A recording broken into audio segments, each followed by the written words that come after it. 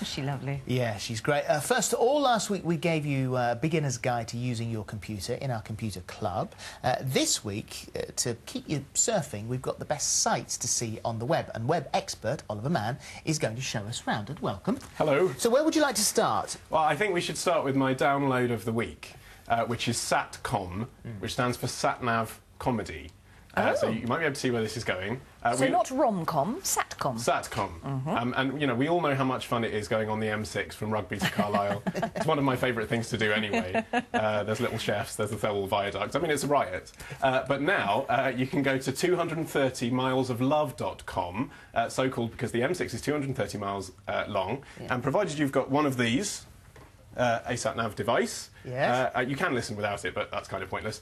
You download for free files onto these, and as you drive along the M6 at more than 30 destinations, it triggers off jokes about the monuments you're driving past. So my favourite one of these, actually, is at Stafford, at Junction 14. I'm sure you know it well. When you're driving down to the south from the north, It plays you this. During your stay, we hope you'll enjoy witnessing people who work for a living all year round.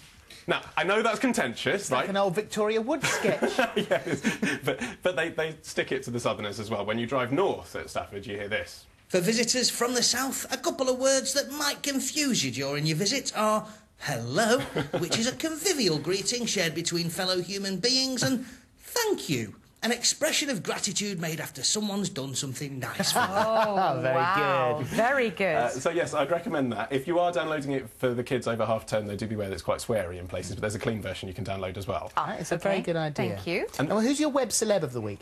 Oh, right, yes, web celeb. So this is now this incredible phenomenon that's come about. Do you just like me saying web celeb? I do. I kind of like saying web celeb. In fact, can you strap me next time as web celeb? I really Yes, like Yes, it. of course. Strap you as anything you'd like. Carry on.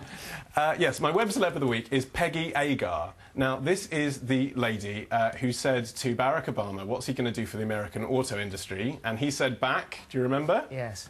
He said, wait 1 second, sweetie. Hold on 1 second, sweetie. Sweetie. He's obviously a closet AbFab fan. We might have it, actually. I think the we've clip. got that little bit of a clip. Here you go. Senator, how are you going to help the American auto worker? Hold on 1 second, sweetie. We're going to do it. We'll do our best with that. This sweetie never did get an answer to that question.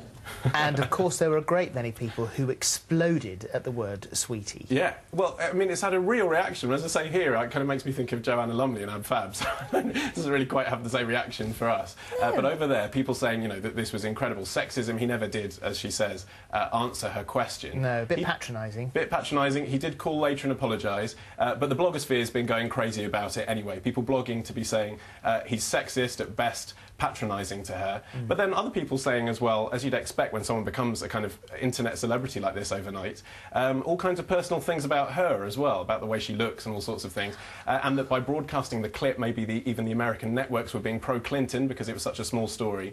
So it's really captured people's imaginations So there. she's become an overnight celebrity just because of that? Exactly. It's actually because of her relationship with Obama, but she didn't have to do a Lewinsky. It's incredible. I mean, you know, it's now the case that someone like that, who is a local journalist for Detroit Action 7 News, how American is that, can overnight go from doing apparently traffic reports on the highway at night, is what she used to do according to one blogger, and now overnight it's probably the most blogged about journalist in America. Well, let's move from the danger of saying the wrong word to to the danger of four engines, because we showed this a moment ago when we were mentioning that you were coming on.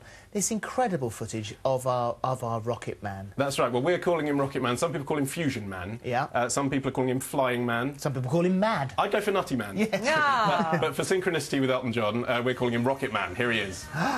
Wow. To infinity and beyond! What sort of speed is he reaching there? He's going, apparently, at 168 miles per hour. I wasn't able to independently verify that.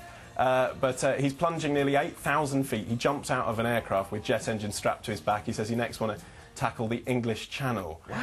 But seriously, I think, you know, apart from the fact that it's an astonishing clip to watch, I think one of the reasons this sort of video really does the rounds on the web is escapism. You know, people watch these kind of things when they're at work on their lunch break, and what could be more different to sitting in your office than seeing a man flying headlong over this. So if you find mountains. yourself with half an hour to spare and you want to wander around your computer, you can go and have a look at all those sorts of things. Thank you, No Olly. worries. Pleasure. Web celeb Olly Mann. Yeah. If you've seen any online funnies or you've maybe got your own, then send them to thismorning@itv.com. If you were doing our computer club last week, maybe you've learned how to do that. If not, then we'll do it in a couple of weeks' time. We'll teach you how to do it. Again. OK.